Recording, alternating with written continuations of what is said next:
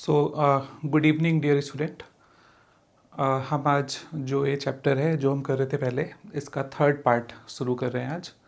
ठीक है, I am really sorry, थोड़ा सा ये वीडियो अपलोड करने में लेट हो गया।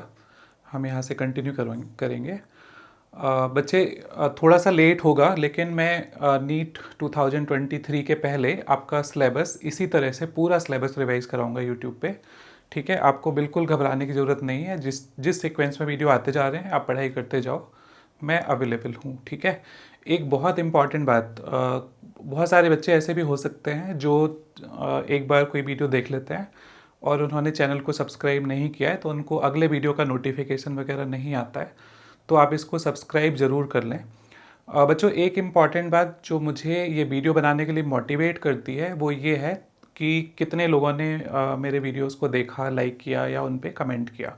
तो बच्चों, वीडियोस को देख के आपको उनमें क्या अच्छा लग रहा है, क्या नहीं लग रहा है, ये ज़रूर आप अपने कमेंट में लिखें। और जो भी आपके सजेशंस कमेंट के थ्रू आते हैं मैं उनको इम्प्लीमेंट करूँगा। ठीक है, ओके, फिर आपका ज़्यादा टाइम न लेते हुए लेट्स स्टार्ट।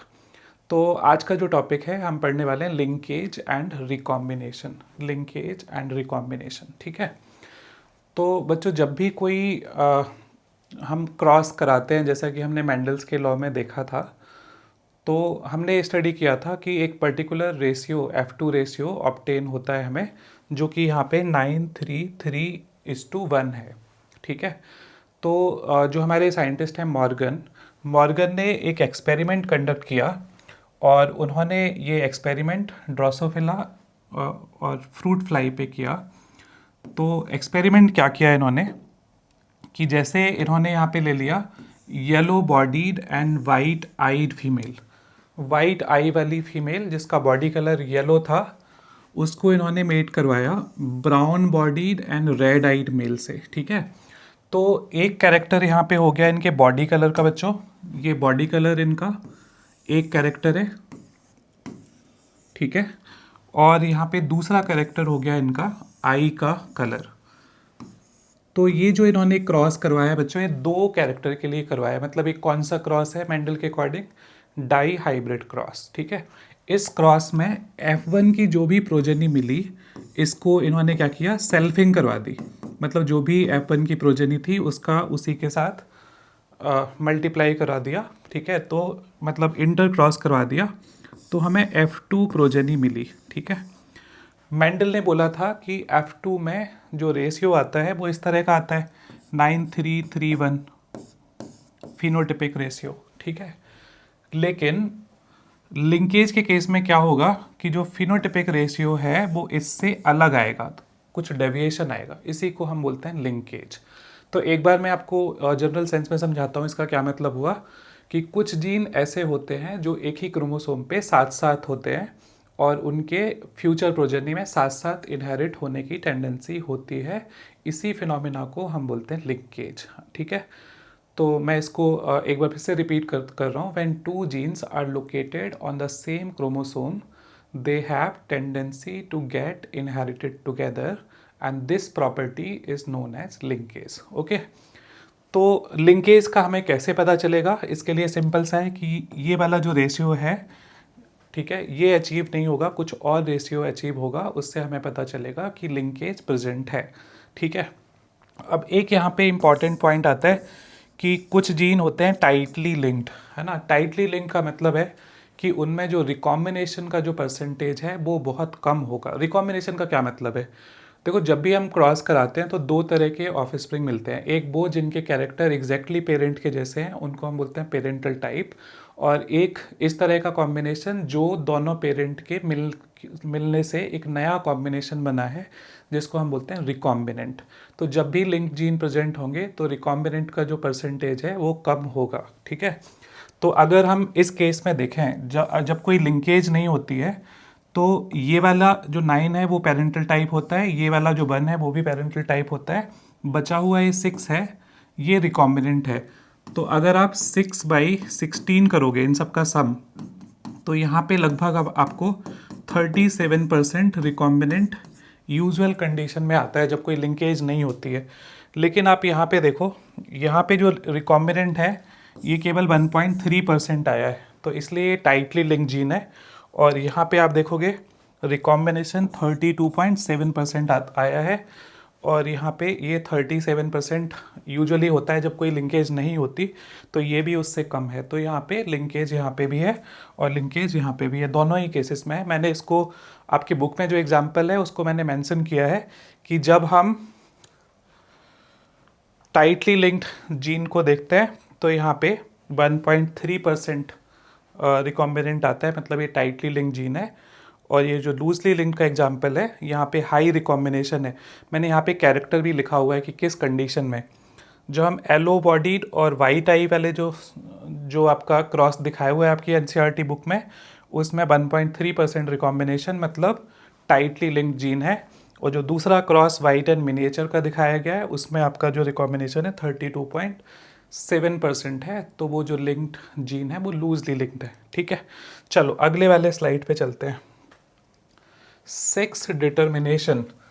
बच्चों आपको पता होगा कि ह्यूमन के अंदर जो सेक्स डिटर्मिनेशन है वो फादर करता है ना। फादर के अंदर दो तरह के गैमेट बनते हैं, एक वो जिनमें एक्स क्रोमोसोम है और एक वो जिनमें वाई है। फीमेल ह्यूमन में केवल एक ही तरह के गैमेट प्रोड्यूस करते हैं और वो होता है केवल एक्स। तो एक्स और एक्स के मिलने से फीमेल और एक्स वाई के मिलने से मेल बनता है। ये ह्यूमन के अंदर सेक्स डिटर्मिनेशन की मैकेनिज्म है। लेकिन अगर हम अदर ऑर्गेनिजम्स की बात करें तो उनमें बहुत सारे वैरायटी की मैकेनिज्म होती है जिसके थ्रू सेक्स डिटर्मिनेशन होता है। जैसे हम इंसेक्ट की बात करें तो इंसेक्ट के अंदर या तो क्रोमोसोमल टाइप का सेक्स डिटर्मिनेशन होता है, मतलब क्रोमोसोम का नंबर डिफरेंट हो सकता है, क्रोमोसोम का टाइप डिफरेंट हो सकता है। और दूसरा इनमें जेनेटिक बेसिस होता है सेक्स डिटर्मिनेशन का। ठीक है, तो एक साइंटिस्ट थे बच्चों जिनका नाम था हैन किंग, है ना। इनका नाम अगर भूल जाओ ना तो हैन मुर्गी, किंग मीन्स राजा, मुर्गी राजा, राइट। सो हैन किंग ने 1891 में एक क्रोमोसोम को देखा था जिसका इनको नाम नहीं पता था। तो जैसे मैथ्स में करते हैं ना कि सपोज इट इज़ एक्स, तो इन्होंने इसको एक्स सपोज कर लिया था। तब से हम इसको कोई नाम नहीं दे पाए हैं, आज भी हम इसको एक्स ही सपोज किए हुए हैं और इसको हम बोलते हैं एक्स बॉडी। क्या बोलते हैं? X body. तो बेसिकली हैन किंग ने एक्स क्रोमोसोम डिस्कवर किया था, है ना। इस एक्स बॉडी को हम आज बोलते हैं एक्स क्रोमोसोम। ठीक है, तो किसी भी ऑर्गेनिज्म के अंदर दो तरह के क्रोमोसोम्स यूजुअली होते हैं। एक को हम बोलते हैं ऑटोसोम और दूसरे को हम बोलते हैं सेक्स क्रोमोसोम। जैसे अगर हम ह्यूमन की बात करें तो हम ह्यूमन के अंदर 23 पेयर ऑफ क्रोमोसोम है। इनमें से आपका जो 22 पेयर है ये आपके ऑटोसोम्स है और बाकी का जो बचा हुआ 1 पेयर है ये आपके सेक्स क्रोमोसोम है। ठीक है, तो हम बोलते हैं कि मेल के केस में हम लिखते हैं 22 प्लस एक्स वाई और इसी तरह हम फीमेल के केस में लिखते हैं 22 प्लस एक्स एक्स। ठीक है, तो ये जो 22 है यहाँ पे ऑटोसोम और जो एक्स एक्स है यहाँ पे वो सेक्स क्रोमोसोम है। अब हम बात करेंगे एक यहाँ पे सेक्स डिटर्मिनेशन का टाइप है जिसको हम बोलते हैं XO XX टाइप। तो ये जो O है बच्चों ये ज़ीरो है। ठीक है, मतलब नहीं है, कुछ नहीं है, इसकी जगह पे हमने ज़ीरो लिखा है। तो इसका मतलब है कि मेल के अंदर केवल एक एक्स क्रोमोसोम होगा और फीमेल के अंदर 2 एक्स क्रोमोसोम होगा। तो इसलिए हम इसको XO XX type of sex determination बोलते हैं।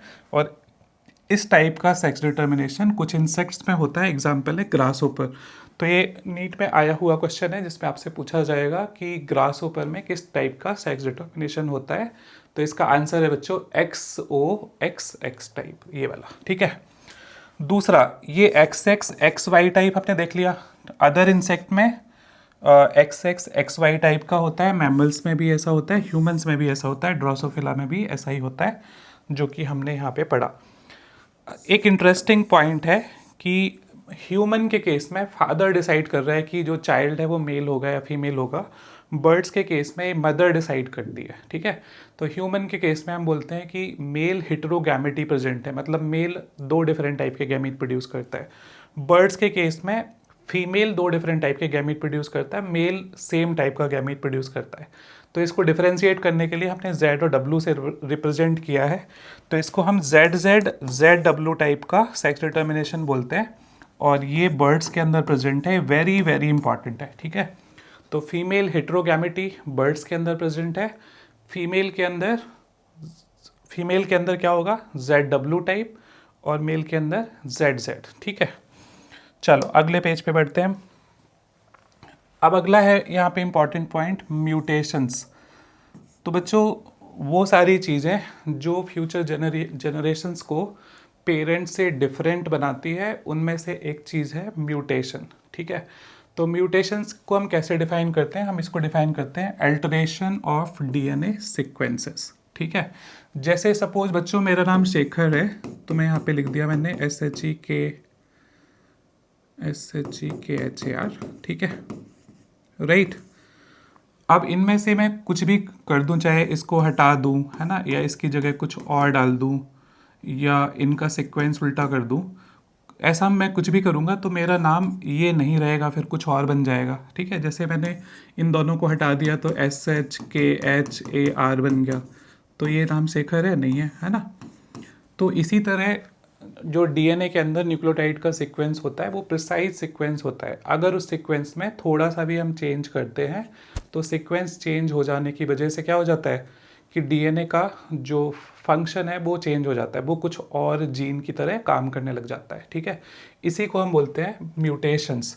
तो म्यूटेशन से जीनोटाइप चेंज हो जाता है, और जीनोटाइप के चेंज होने से फिनोटाइप, मतलब जो प्रॉपर्टी है, जो विजुअल प्रॉपर्टी है, वो भी इसकी चेंज हो जाती है। ठीक है, तो म्यूटेशन से वेरिएशंस होते हैं। ठीक है, म्यूटेशन से वेरिएशंस होते हैं, और कुछ कुछ वेरिएशन एबनॉर्मल वेरिएशंस हो जाते हैं जिनको हम एबनॉर्मेलिटीज़ बोलते हैं, और इनको जनरली हम बुलाते हैं क्रोमोसोमल एबरेशंस। तो chromosomal aberrations means change in, basically change in sequence of nucleotide, उसकी वजह से। जैसे कि जो क्रोमोसोमल एबरेशंस है यूजुअली कैंसर सेल के अंदर हमें देखने को मिलता है। चलो, तो म्यूटेशंस के हम टाइप समझ लेते हैं। एक है यहाँ पे डिलीशन, एक है इंसर्शन, और दूसरा है यहाँ पे डुप्लीकेशन। तो जैसा कि मैंने यहाँ पे अपना नाम लिख के ये आपका बनाया हुआ था, तो हम इसी को दोबारा से समझ लेते हैं। तो डिलीशन समझते हैं पहले तो। ठीक है, तो मैंने जैसे ऐसे लिखा शेखर, SHE शेखर। ठीक है, अब मैंने क्या किया कि पहले हमें समझना है डिलीशन। तो लेट्स से हमने ये 2 लेटर हटा दिए यहाँ से। ठीक है, तो ये हो गया आपका SHHAR। ठीक है, ये मेरा नाम नहीं है, राइट, है ना, मतलब इसका मीनिंग चेंज हो गया। दूसरा है आपका इंसर्शन। जैसे SHEKHAR लिखा था, लेट्स से मैंने यहाँ पे M लगा दिया, है ना, तो ये हो गया SHEKMHAR।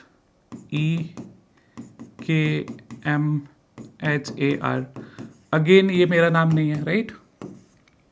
ठीक है, तीसरा है डुप्लीकेशन। कोई चीज़ रिपीट हो जाए, जैसे ये रिपीट हो जाए, है ना, तो हम लिख सकते हैं इसको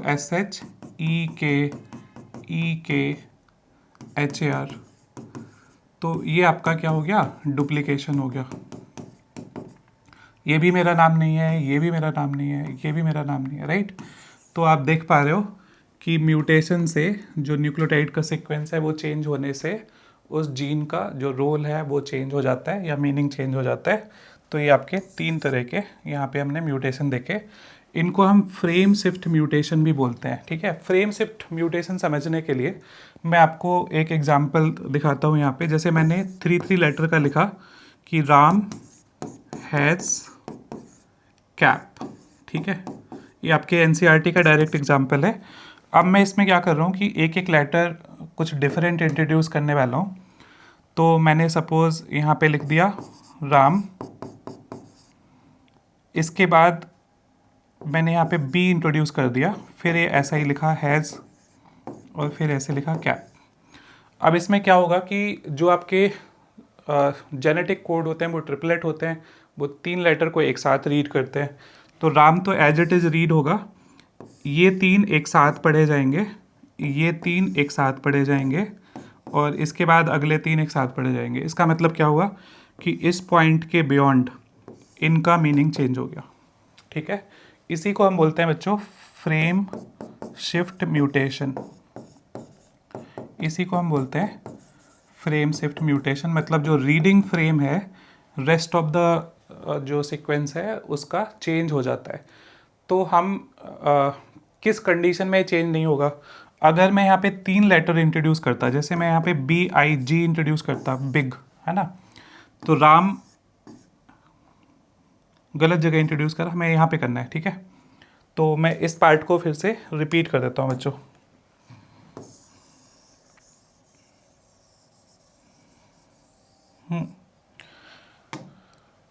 तो जैसे हमने यहाँ पे लिखा था राम हैज़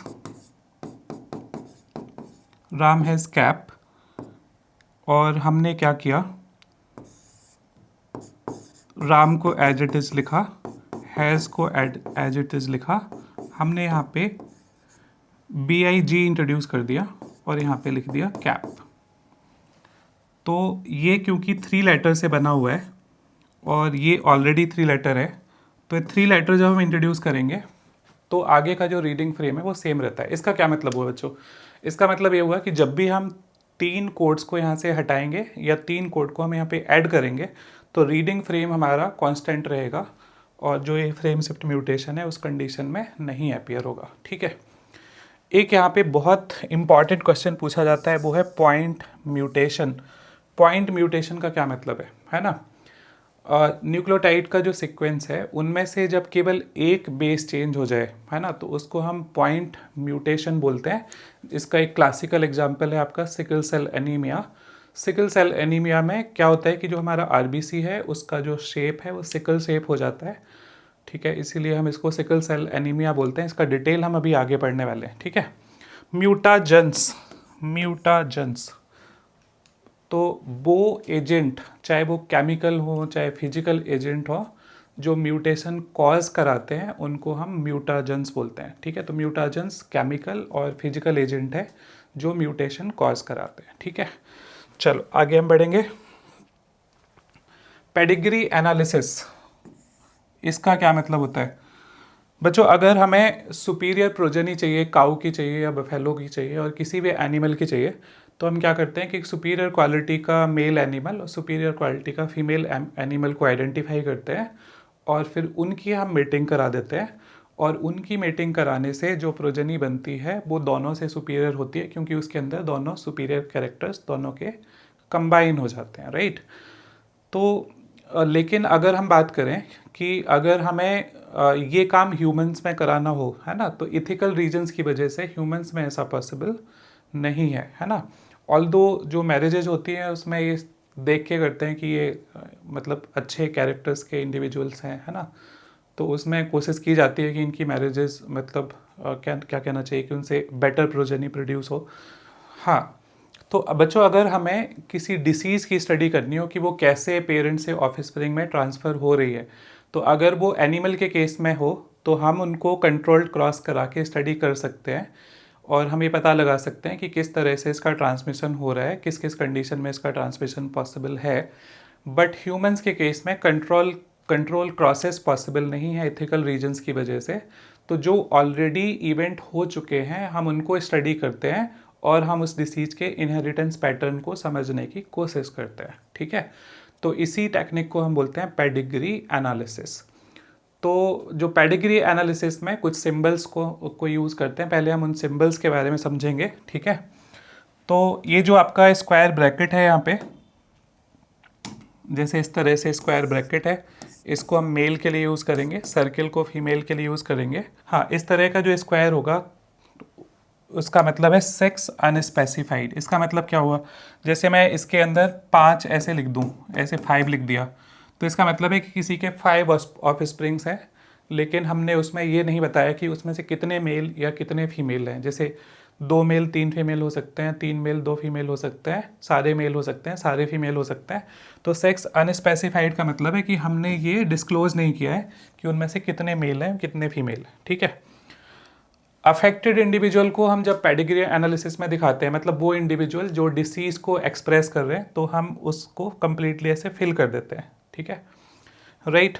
मेटिंग दिखाना हो, मेटिंग या हम इसको मैरिज बोल सकते हैं, तो हमने एक मेल और फीमेल को बनाया, उनके बीच में एक डैश ऐसे लगा दिया।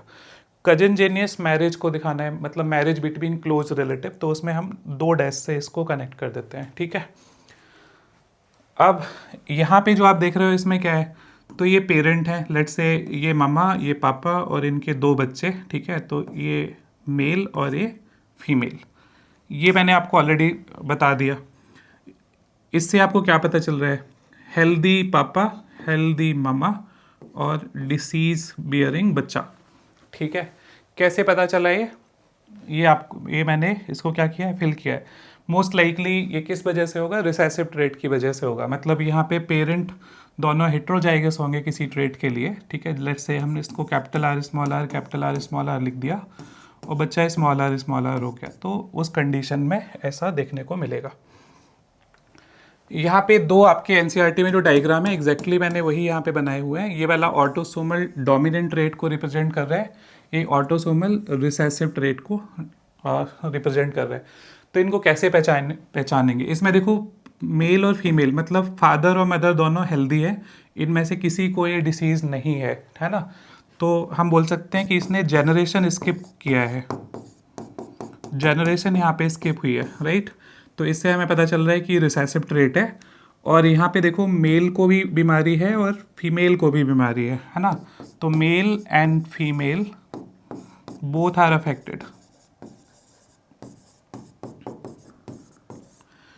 तो इन 2 बातों से हमें पता चल रहा है कि ये जो कैरेक्टर है वो कैसा है, ऑटोसोमल रिसेसिव है। यहाँ पे देखो, यहाँ पे कोई भी जनरेशन स्किप नहीं हुई है। ये जनरेशन आपकी 1 है, ये जनरेशन आपकी 2 है इस लाइन में, ये सारा सेकेंड जनरेशन है, ठीक है। और ये जो इनके बच्चे हैं थर्ड जनरेशन है। अगर इनका आप नाम पूछना चाहोगे कौन है तो मैं बता देता हूँ। ये हैं आपके, मतलब ये है मामा जिनको बीमारी है, मतलब डिसीज़ के एलील हैं इनके अंदर। ये हैं पापा, इनके बच्चे कौन कौन बच्चे? 1 बच्चा, 2 बच्चा, 3 बच्चा और 4 इनके बच्चे हैं, ठीक है। ये भैया जी, ये बहन जी, है ना। और ये देखो इनका इनसे डायरेक्ट कनेक्शन नहीं है, ये बाहर से आए, तो ये दामाद जी, ठीक है। मैंने लिख दिया यहाँ पे, ये हैं आपके दामाद जी, ठीक है। और अब ये देखो ये बच्चे हैं इनके, ठीक है। तो ये हो गई इनकी थर्ड जनरेशन। तो हर एक जनरेशन के अंदर ये जो जीन है वो प्रेजेंट है, पहली बात। दूसरा, मेल और फीमेल दोनों अफेक्टेड है, ठीक है। तो हम यहाँ पे लिखेंगे डू नॉट स्किप या does not skip any generation. तो इससे पता चल रहा है कि डोमिनेंट है और mail and female equally affected. तो मेल और फीमेल बोथ आर अफेक्टेड। तो इससे हमें पता चल रहा है कि क्या है, ऑटोसोमल है। तो ये ऑटोसोमल डोमिनेंट का एग्जाम्पल है।